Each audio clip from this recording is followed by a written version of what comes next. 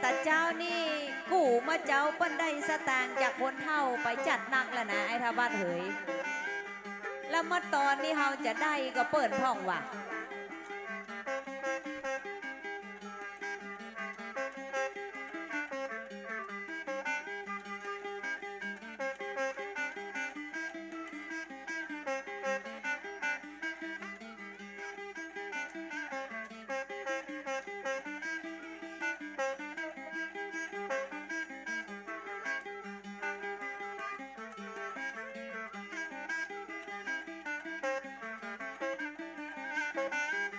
ครับบ้านไก่บ้านหิมยติวงศานะครับเนาะเพราะว่าจะเป็นทั้งครอบครัวดันกเกษมนะครับครอบครัวแลวง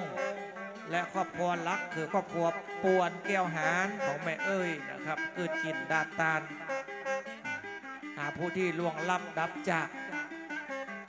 มันแล้วอกแล้วใจเหียนะแม่เนาะ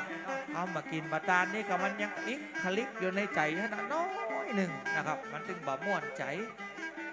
พอได้กินแล้วตานแล้วเหียมันก็สบายอกสบายใจละนะครับอย่างน้อยก็ได้หูละว่าเรากินแล้วตานแล้วนะครับ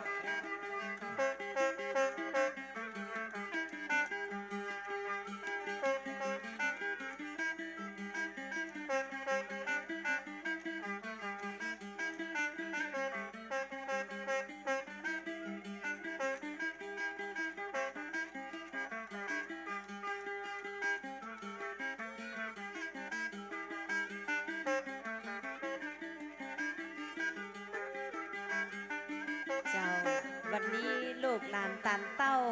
ได้ตั้งอกตั้งใจคืดกินดาตานนะเจ้าหาป้าอุ้ยวงแม่อุ้ยสาปวนแก้วหานป้อโสมปวนแก้วหานป้อโสมแลวงแม่น้อยแลวงป้อบุญมีแลวงป้อมุนแก้วแม่อัมพานะเจ้าด้านเกษมแล้วก็ป้อถาวรดันเกษมเนี่ยเจ้ามาฮับเอาของกินของตาเน้อลวดมาฟังจ้อยฟังโซตุยเนี่ยเจ้า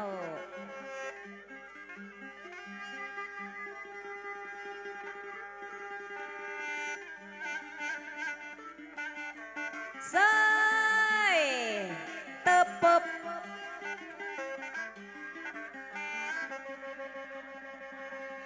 มาแล้วใบลอยมาปะลึงแล้วน่ะเจนีจกแล้วน่ะก็ว่าอันนี้เจ๊อย่างก็หาสวัสดีเจ้าเจมาก็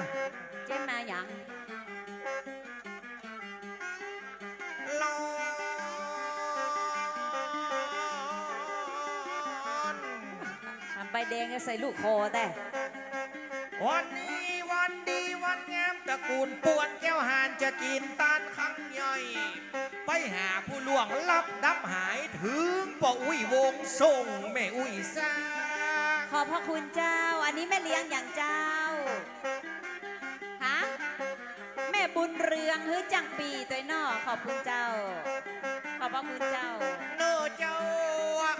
ได้คนเศร้าและอันนี้เปิ้นห้องเป็นเศรษฐีใหญ่เอามายื่นโคนใบละบ่ใจภายในเขาเอิ้นว่าแม่เลี้ยงเอากลับมาปั่นวัดนี้ยามเมื่อเปิ้นว่าได้ยินเสียงก็คือแล้วก็ตั้งแม่บุญเลือกก็เอามาปั่นเพื่อจ้างโซจ้างจอขอบพระคุณเจ้ามันแม่เลี้ยงบุญเรืองรวยแล้วก็ขอให้รวยแหกเน้อแม่เลี้ยงเน้อ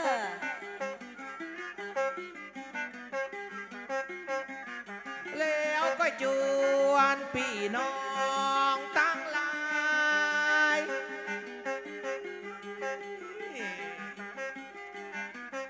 ใหญ่น้อยได้มาห่วมกินกันได้มาห่วมดันและสนุกสนานมาฟ้อนลำโดยกันลำมาพอเวลายิงพอตาวันนะคือมันม่วนกับมันงานที่นี่เอาใจถึงคนเท่าเอาใจถึงขี้เราม่วนงานสันเหี่ยวันนี้มีตึงเสียงซึ้งเสียงเพลงเสียงปีสันใดมันจะดีในงานโพดไปแผ่วแล้วก็ตั้งช่างทวนแม่เลี้ยงมา เปิ้นก็ได้ช่วยกันในจะช่วยเบรกในจะช่วยหามพ้องจะเตกสตังค์เอามาปั่นสาวน้อยสารได้มันน่าจะดีตึงละบ่ฮือได้กลอยนี่เลยน้องน้องเลยนะ ได้หัวหมานแม่เลี้ยงบุญเรืองแล้วใจดีขึ้นมาแหมจาดนางก้อย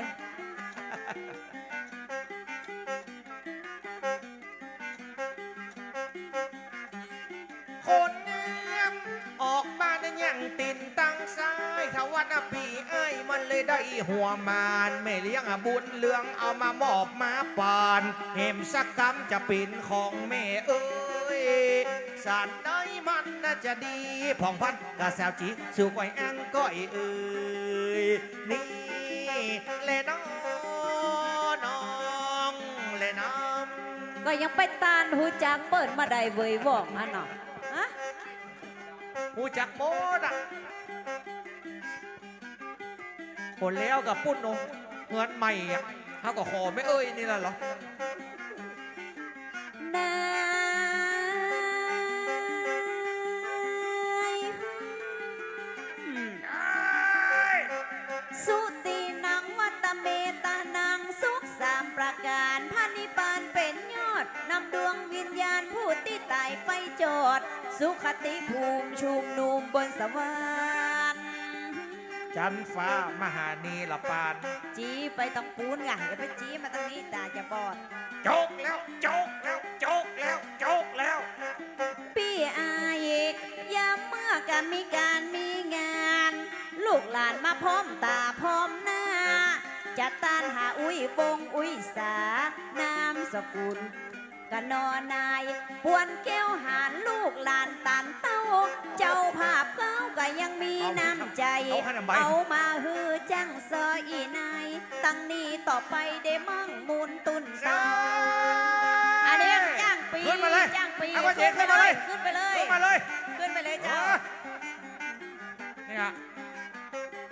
ยิ้มกะยิ้มกะเพื่อนเราสตังค์เฮ้อยิ้มกะ เปิ้นเอารางวัลละมาฮือจังซอบาดเดียวขอบคุณกับป่อเลี้ยงกล้วยเจง หน้ากะได้สตังค์บ่ยิ้ม เนื้อเจ้า ขอบคุณครับขอบคุณครับ เปิ้นเป็นเจ้าภาพเก่างานทำบุญ ขอบคุณนามาจิตนามาใจยืนคนใบคนใบก็เอามาปั่นบนผามได้ดึงทวัดได้ดึงผ่องพันนาขอบคุณนี่ก่อนนอเจ้าป่อเก่าเจ้าภาพป่อเลี้ยงโกยจริงถือว่าเป็นกันเองเอามาปั่นเตเจ้า ขอบคุณเจ้าหมานหมาน จีมคนใบคนใบ ก็จะขอบคุณรางวัลเจ้าภาพเก้าเอามาปานน้องนวพงษ์พันบานไก่แม่เลี้ยงมีน้ำใจ เปิ้นอย่าเอามาฝา ไม่เลี้ยง ก ทุเรียนมา อัน แล้ว นี้ละแม่เลี้ยงทุเรียนจังโซปืนเมืองน้องจะยกมือกราบ จะขอบคุณมากๆสำหรับของฝากจังโซ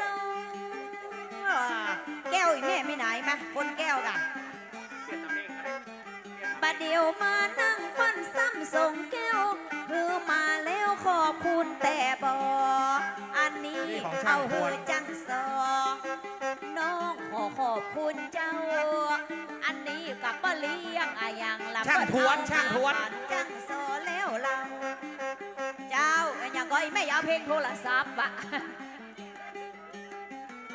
อ๋อ ขอบคุณเราไปตั้งช่างทวนนะน้ำใจปั่นแก้วมาหา นี่แม่ อันนี้แม่หยังยืนมา บัวลอย แม่บัวลอยเอามาปั่นตีนี่น้ำจิตน้ำใจไหนดึงกะบ่เต้าสันเก็บท้องเป็นน้องเป็นพี่วันนี้ละสั่งมาดีได้ตึงจ้างพี่ได้ตึงจ้างชื่อ โอ้ขอบคุณนะเจ้าแม่บัวลอยนายช่างทวนตุย บัวลอย อันยังเนี่ยอันยัง แม่ก็เอามาปั่นขอบคุณน้ำใจขึ้นมาบนผามเฮือกัน กันเหียโคนมันเป็นอันน้ำจิตอันน้ำมาใจปึงกวนนรัตกีช่างทวนก็ยืดขึ้นมาแห่ม200จีบบัวลอย จะขอขอบคุณบัวลอยคุณแม่เปิ้นมาแว่เอามาฮือลูกสาวขอฮือแม่อายุมันยืนยาวเอ็นดูลูกสาวเอามาฮือสาวบาทลวดจังปีจังซึ่งเปิ้นตึงบ่ลืมมาขอบคุณมากมากๆน้ำใจเอามาบริจาคขอบคุณเจ้าภาพเฮมกำ ไม่เลี้ยงมาบ่มาเถอะ แม่เลี้ยงผู้เลี้ยนปั่นเอามาเฮือเลี้ยวไปบ่ปอเอาแก้วมาบนพามยังข้างเจนี่คนงามน้องยังบาหานปั่นมาเตื้อไอเจนี่มีไหนอีนายตึงไข่หันเจนลำจีและนา ยำพองพันขึ้นมาน้องซอตาเลี้ยวพอเจนี่มีหน่อยก้อยอู้การไปก้อยซอการไปเอาใจเจ้าภาพตะกี้รางวัลช่างพวน เอามาป่านคน100 บาทปากกล้วยจริงกระใจดีขนาดปันตึงจ้างปีปานตึงจ้างซึ่ง โอ้ลืมขอบคุณนายช่างสุมาแต่เจ้าอ๋อฮะโอเค เจนี่ก็จะได้ใบสาว ของ ห้ ป้า องพันฮือเปลี่ยนแหมหน่อยอ่ะห้องกะกันไปฮือห้อง ไม่เลี้ยงนี่เนาะเจ้าฮือห้องว่าป้านีจะปั่นเต้าใดกันเรา โอเคจังโซไม่มีปัญหา จีมโพดเพื่อแม่เลี้ยงนี่ ก่อนห้องป้านนี้เจ้าจะได้ใบลอยจังโซจังจอยเจ้ากระตึงไข่กำป้านีคนงามนั่งตั้งหลังก็จะนั่งตั้งหน้าเปิ้นเป็นเจ้าของงานตะกี้ได้หานงามแต่งามว่าบาเดียวเฮาจะเอิ้นห้องป้างามเหมือนนางฟ้าคนเดียว เซ้ยตึบกุบ ก่อนห้องป้านี่เจ้าได้กำใบลอยห้องเจนี่เป็นสีเขียว วันนี้ก็คนเดียวเปิ้นแลเหลียวเอามาปั่นข้าเจ้า ขอขอบคุณรางวัลน้ำใจตั้งนี้ต่อไปเฮือมังมูลตุ้นเตาจีมและน้อง ก็กดว่าลอยแล้วก็ฮือลอยเหลือเก่าขยายตั้งกิจการมีตึงเงินมีตึงคำยามได้กินตานไปแล้วได้ละนึกในขึ้นถึงหาพี่ป้าเอาพี่แก้วบอกแก้วแม่เอ้ยจะกินตานไปแล้วตั้งนี่ไปนาขอฮือรวยขอฮือรวย เจ้า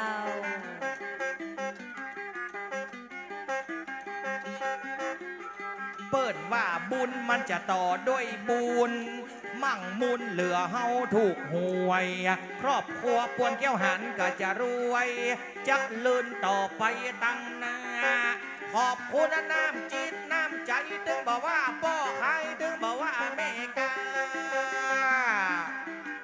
จีมยังข้างแหมคนคือแม่เลี้ยงมา ปั้นกินปั้นตานไว้แล้วจิตใจพองแผ้วอย่าเป็นนักหนานามแต่เจ้าได้กินได้ตานหาดวงวิญญาณกะตั้งป่อเจ้าป่อวิวงปวนแก้วหานวันนี้ลูกหลานเป็นเจ้าภาพเก่าเปิ้นได้เกียมของเกียมเข้าละไว้แต่เจ้าเจิญมา โหนขึ้นสวรรค์หมดละ ได้เป็นกุศลอานิสงส์ยิ่งใหญ่ ได้ยกมือไหว้ก็ได้ไปมือสาลูกหลานตานเต้าก็ได้ตานไปหาปิตามารดาพ่อแม่แก่เท่า เพื่อได้ฮับเอาผลบุญกุศลขึ้นสู่ตั้งบนเริ่มต้นเริ่มเก่าจีมและน้อง ขอกินของนั้นแล้วแต่เจ้ากะสะบะโภชนะเข้าป่าอาหารพ่อ เอาเตอะละอีน้องพ่องพันนะแม่เอ้ยเปิ่นจะตันหาพ่อหาแม่ตานไปหาญาติวงศาผัวฮักเฮียเป็งตึงบ่เฮือได้เย่และลูกหาแผ่วพ่อแผ่วแม่แผ่วลูกแผ่วเต้าที่ได้ตายจากไป เจ้า ได้หับหมดแล้วนะไอ้แต่เจ้าละ เปิ้นว่าแต่เจ้านี่มีแผ่วผ้าห่มเปิ้นกระตานไปกันจัดหลายเขาบอกตั้งบนปีนี้บ่ฮ้อนเต้าใดไข่เปลี่ยนเป็นพัดลมเอามาตั้ง เอ๊ะ ปีนี้มันบ่พอไข่แนวเปลี่ยนเป็นพัดลมว่าจะได้ก่อนนะ โอ้เปิ้นเอาใส่หันหมดละค่ะ จีมและน ข้าวของเก็บไว้สัปะลูกหลานบรรณโภชนะอาหาร มีตึงข้าวสุกข้าวสารได้กะเกียมดางเอาไว้เรียบร้อยซ้ำมีแผ่วพัดลมบ่ต้องว่ากลัวเหงื่อจะย้อยเปิดเกียมละเอาไว้เรียบร้อยฮือดวงวิญญาณหลายคน ำก็ไอ้ก้อยเจงก็กวนหนาวอะเอากระมาโฮมดานไปอ่ะ มีหมดกะ เสียมันบ่ฮ้อนบ่หนาวอะปีเนี้ย มีตึงเสื้อใหม่ มีตึงเตียวใหม่ เปิ้นก็เอาใส่เฮียเป็นนักนานำ มีพัดลมถึงสีแดงสีดำ ลูกหลานเกียมดัง เอาละไว้หันเบาว่าพัดลมตึงเบาว่าตู้เย็นเปิ้นเลี้ยงกล้วยเจงเกียมไว้รักลำจีม ช่วยกันหมดตะเกียมไว้สปาอาหารโภชนะเข้าป่าอาหารตระกูลเรวงตระกูลป่วนแก้วหานด้านกระสิมเป็นปี้เป็นนอกบ้านก้อยบ้านหิมตั้งออกตาเหนือเป็นญาติเป็นเครือมาช่วยกันกำมาพ้องกะข้ามห้วยพ้องกะข้ามน้ำพ้องกะข้ามหัวมาช่วยในงาน เจ้า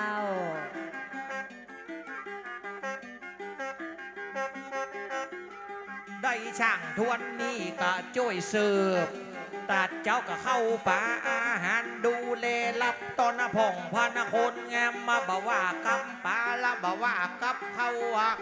ขอบคุณและน้ำใจช่างทวนดูแลพ่องพันกันตะเมื่อแต่เจ้า จีมกิจการขอให้เจริญเจริญ ปัญญงหน้าบุญละขึ้นใส่บนผมละบอกพี่บอกน้องอย่าติวงศาวันนี้ล่างไหลกันนะคณะสักทาไหลจองไหลบัน มาห่วมบุญห่วมได้กุศลวันนี้ไหลคนละเปิดยังมาช่วยกันบางห้องอยู่ต่างจองต่างบ้านหวังจะได้มาเอาบุญ พ่องพัน เจ้า แม่เอ้ยไปล่างให้อยู่ในเฮือนบนละไง วันนี้พี่น้องน้อยใหญ่ตึงเหนือตึงใต้เปิ้นได้มาหนุนเปิ้นได้กึดสร้างกองบุญลงทุนเอาไว้ไปหน้า ขอฮือกับวิญญาณป่อส่งขอฮือได้ลงมาฮับเอาอย่าจ้าจีมและน้อง ก็กลัวว่าแม่เอ้ยจะคืนเฮือนไปลักให้เพราะว่าอะไรใส่ใจพ่อสูง อ๋อ แต่ก่อนนี่อยู่กันสองคนมาเดียวพ่อสมมาตายจ้าสั่งมาสุดเสียนอะไรแม่เอ้ยนั่งให้น้ำตาป้อแอบพ่อสมมาตายละจากกันเลยไปนั่งให้อยู่ตีในเฮือน แม่เงอ แม่ก็ แม่เอ้ยงอมดิไอ้หูได้ได อ๋อลงมาแล้ว มันจะแหมมือแล้วมันเล่าขวานแม่ เหล่าขวดเจ้าภาพ มึงละกัน มึงหนักบดี ลงมาละ หาแบบไปเล่าให้ล่ะ แม่เอ้ยปัจจัยไปรักให้อะแต่อีแม่ไปซ่อแตกใบปันนะจะเอามาปั่นเฮ้ยอีน้องอะพองพันกับไอ้ทาวัดกันเฮียสักน้อยปืดหนึ่งกะรางวัลน้ำใจน้อยกระเป๋าหันก็มีกาใบร้อย แม่เอ้ยเป็นสาวมากี่ปีแล้วแม่ งอมมากี่ปีแล้ว สาม 30 บาเดียวแม่เอ้ยเอ้ยงอมมาหลายปี30 ปีพอดี บัดเดียวนี้เปิ้นเป็นสาวโสด สาวโสด กึดหาก็อะไรน้ำตาป้อไหลก็ตึงบักไข่โตดบัดเดียวนี้เป็นสาวโสดซ้ำมาเปิ้นบ่มีแฟน หาว่าแม่เอ้ยไปล่ำให้เราไปแตกสตังค์ เบิ่ ด้ว ง ย หน้าปากบัดนี้อ่ะหาว่าแม่เอ้ยอีแม่ไปลักให้ลักแต่ตังในเอามาฮื้อสาวจี ไม่ขึ้นมาเลยขึ้นมาดิ งอมละมาเบิ่นหลายปีบ่มีกู้นอนป้องค้างอะไรหาตังป้อสมยืนขึ้นตังบนแล้วนานขอบคุณเจ้า อันนี้จังปีกายแม่เอาไปซื้อขนมขอบคุณเจ้า แล้วก็ปา เอาคือจังปีนะแม่ ค เนาะ นไปคนไปโพดจังปีตั้งลัง จัง โอ้ ปี ตึงจังปี43มาหับรางวัล อ่า จาก จังปี ตั้งแม่เอ้ยขอบคุณ อ่าจั นะ ง เป็น ซึ่ง นักเป็นนา จัง กำเดียวละจะดูตั้งเสย มันบิดไปโคตร มันหมดไปเลยในกระเป๋าน้อยก็ยังเหลือทำลายปัด เหลือวิทย์จังปีแฮโพนนี่แม่ มันมาสี่ เจ้า คน จังปี ได้ตึงจ้างปีก็ได้ตึงจ้างซึ่งอีเมลแล้วก็เอามาปั่นขอบคุณน้ำใจรางวีรางวัลไอ้ก้อยจริงก้อยกำพอหลังเมเจ้าอะคันได้เป็นคึกเป็นบักก้อยจุงก้อยจักตั้งเมนั่นเล่า โอ้ประเดี๋ยวนี้อุ้ยเอ้ยได้ตาใดล่ะ อายุ แม่อายุเท่าใด มาเดียวอีแม่กังง่อม สมัยแต่ก่อนเคยอยู่ต้วยกันทำบุญร่วมชาติตักบาตรร่วมขันบัดเดียวมรณงสัมมาตายจากอายุได้90 ปี น้ำตาแม่ได้หยาดสักประเดียวได้พัดได้ภาคป้อสมตายจากไปเมื่อ 30 ปีไปแล้วพ่อสมจากไป เจ้าบัดเดียวอายุอีแม่ย่าง90จะบอกคือทวัดเมืองเหินป้อสมตายละจัดเมินบัดเดียวนี้บ่มีกู้เฝ้า เหลือก้าขี้ตีนขี้มือคือแม่ได้พอเหียตึงหวานคำเจ้าจีนและนอ บอกกับแม่มือพระเจ้าในบ้านฮักฮือสุดหัวใจกล้วยจริงนี่เป็นลูกป่อใจแล้วก็คนทวนหกของตั้งอีแม่ วันนี้ก็ขอกินขอทานนะเอากุศลกลับไปผายไปเพทำให้มันแล้วใจแม่ แม่เอ้ยก็จะได้สบาย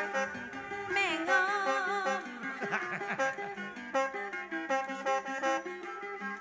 30 ปีกู้ข้างตายจากน้ำตาไหลอับเสียอกเสียใจ อยู่คนเดียวกึดเส้นอะไรปดไปหาตั้งลูกสาว เมื่อตะกอนก็เคยอยู่ตัวเฮาบ่เดียวแม่อัมพะก็ตายไปเสียแล้ว นี่แม่มีลูกกี่คนวะ มและน บัดเดียว เจ็ดคน อีแม่ป้อนงอม สมัยตะก่อนเคยอยู่ต้วยกัน สร้างฐานะกินแขกแต่งงานสร้างรักสร้างหานจนมีลูกมีเต้า สมัยตอนที่พ่อสมเปิ้นยังโคนเปิ้นได้เป็นกู้เฝ้าที่หาตึงวันคำเจ้าเอามาฮือแม่เจ้าเก็บออม ำนี่ละผัวแก้วเมียเต้ผัวฮักเมียเปงผัวคำเมียแสง ช่วยกันเลี้ยงลูกเลี้ยงเต้าบัดเดี๋ยวนี้เล่ามาละฮือบอง ลูกแม่มีบัดใจ3 ใจ 2แป่งบ้านแป่งจองไว้หันส่งลูกเต้าได้เล่าเรียนศึกษาบัดเดี๋ยวมละนาตายไปแล้วนาน แม่อัมพานี่ปีแล้วก็หาเนาะ และนอ แม่เอ้ยอยู่กับพ่อสูมสืบตระกูลเปิ้นว่าปวนแก้วหานถ้านับมีลูกตุยกันนะได้7 คนน้องเจ้าวันนี้เฮาหันในอาหารตา มากันเมื่อแต่เจ้าพ่อมอนน่ะเป็นคนทวนเก่าบ่เดียวยุบเราไปนอนตังได้ เอ๊ะไปใหญ่ๆไปยูบเตื้อ ไปยุบยังกับพ่อมอนอ่ะ ไปยูบเตื้อไปยูบเตื้อมีเนี่ย พ่อมอนก็เป็นคนทวนเก่าแต่ว่า ว่าไปเมาเหล้าที่ไหน ยังไม่เมายัง เมื่อ ไม่ เช้า เมา ก็เดินมาเดินไปอ่ะ ตอนนี้เราก็ไม่หันหน้าพ่อมอนหลับไปอยู่ที่ไหนอ่ะ ตอนนี้ก็ทำไมไม่ลุกมา กับเดียว แม่ง กัน วะ อีก ชื่อป้อยัง ไปเปลี่นผ้าหาประพงษ์ ป้อพลพงป้อพงป้อพงป้อพงป้อพง ปั้น ป้อพง มีลูกมีเต้าสำลับคนเก่าบ่ได้ถอยโหนลูกเต้ามีตึง7 คนป้อพงนี่เป็นคนแรก มีพี่น้องป้องไปตึงยิงตึงใจเปิ้นได้หมายแขวนซ้ำป้อพงเปิ้นเป็นคนแรกประเดี๋ยวนี้ไปแอบอยู่ตังใด แลกมาแลกมาหัวเป็นปี้ เป็นไอ้เนาะ ไอ้ เป็นไอ้เก่าเนาะ แลกมาแลกมาหัวเด้อ ซัมบ้ามีลูกมีเต้าฮิหาของเข้าเอาฮือลูกเหมือนกันซัมว่าเปิ้นกินแขกแต่งงานสร้างลักสร้างทานบ่ฮือได้น้อยหน้าแม่เอ้ยกับตึงป้อสมลูกหลายคนบ่ฮือได้ตกต่ำจ้าจีมและนอ มีตึงลูก6ก็มีตึงลูก7ตึงหน่อยตึงเน็ตเป็นนักเป็นนาฮิหาทรัพย์สินเงินตาจะเป่งยังจองว่าจะเป่งยังบ้านนะสมัยเตก่อนมันบ่มียาคุม ลูกแม่เอ้ยแล้วก็ตึงนักลำพ่อสมต้องมันทำงานฮิเงินเก็บคำเพื่อลูก7 คน แม่นละต้องช่วยกันเหรอ เปิ้นว่าเมื่อแต่เดิมเปิ้นว่าเมื่อแต่เก่าตึงละบละถอยโหนถึงจะตุกถึงมันจะจนลูกเฮาหลายคนต้องทำงานหนองอันนะช่วยกันฮิแล้วก็ช่วยกันฮะกับตึงป้อสมอิดบอกได้ก็บ่ยัง จะเป็นต้องอดทนเนาะ จีบจะเหนื่อยบอกได้แม่เอ้ยก็บ่ยัง ถึงว่าเฮาสองคนจะลำบากจะทุกข์จะยากเข้าบ่มีเกียรติในฐานะที่น้องเป็นแม่หญิงจะมันเลี้ยงลูกเพื่อไอ้เขาละไปหิไปหา ได้เงินตาหาไว้เฮือลูกอู้กันละเฮือมันถูกมีความพันผูกครอบครัว ลูก1 คนจนไป10 ปีเปิ้นว่านะเนาะ กะซับป่อสูงกะไปหับจังเสาะทำงานฮิเข้าห้องของน้องเน่าอยู่บ้านอยู่จองอบรมสั่งสอนเป็นลูกเป็นเต้าว่าเป็นคนฮิเมียเป็นคนหาตึงให้ตึงนาจะมั่งหมุนตุนเตาจีและนอก ระเปิ้นฮักกันเป็นพวกแก้วเมียเทพปัจจะอยู่ด้วยกันเป็นพวกเพศเมียพีอยู่ด้วยกันเมื่อเป็นพวกดีเมียดีกู้ข้างสามีภรรยากู้เฝ้าวักกะโจ้ยกันเก็บแล้วกะโจ้ยกันหอมเป็นเข้าเป็นของหือมั่งมุนต้นเต้าเพื่อจะเลี้ยงลูก เพื่อจะเลี้ยงเต้าเพราะว่าแม่เอ้ยนี่มีลูก7 คน เจ้าหวังเยอะลูกเต้าได้สบายเนาะ พ่อตึงไอผลพ่อตึงไอมอนตึงปีตึงน้องถึงจะตุกจะโจรลูกเฮามีตึง7 คนจำเป็นอดทนดิ้นรนต่อสู้